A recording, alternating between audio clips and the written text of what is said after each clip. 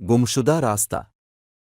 एक छोटा सा मुहाजिर कैंप था जहां हर कोना रौनक से भरा हुआ था और हर कहानी अनोखी थी। मगर एक दिन एक अंधेरा साया इस कैंप पर छा गया जिसे कोई नहीं रोक सकता था। ये अंधेरा था माल नशा का इस्तेमाल, जो कैंप के नौजवानों को अपने घेरे में ले लिया था। मुहाजिर कैंप शहर के किनारे सत्ते एक अनजान जगह थी जहां माल नशा का व्यापार चल रहा था।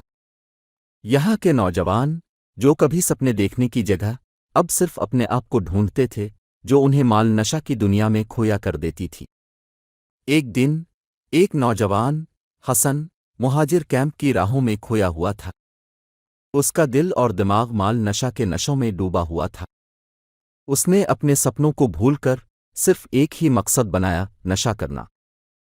एक दिन हसन की जिंदगी में एक नए मोड़ आया। उसने एक छोटा सा बच्चा देखा जो इस रास्ते पर अकेला खड़ा था। उसका चेहरा भला और मासूमियत से भरा हुआ था।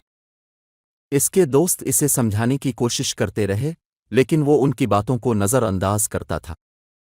हसन ने बच्चे से कुछ बातें की और उसने समझा कि वो यहाँ से दूर भागना चाहता है, क्योंकि यहाँ माल नशा की दुनिया ने इसकी माँ को अपने घेरे में ले लिया था। हसन ने अपने अंदर की इंसानियत को जगाया और बच्चे को उसके घर तक ले गया। बच्चे की माँ, जो एक वक्त में खुशहाल थी, अब एक नशाबाज की शक्ल में थी। उसने अपने बच्चे को पहचाना और उसके आंखों में अपने गुजरे हुए सपने देखे।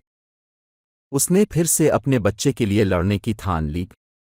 हसन ने देखा कि इसका नशा करने का मकसद एक बच्चे को बना माँ के छोड़ दिया, कैसा एक दुख भरा मंजर था।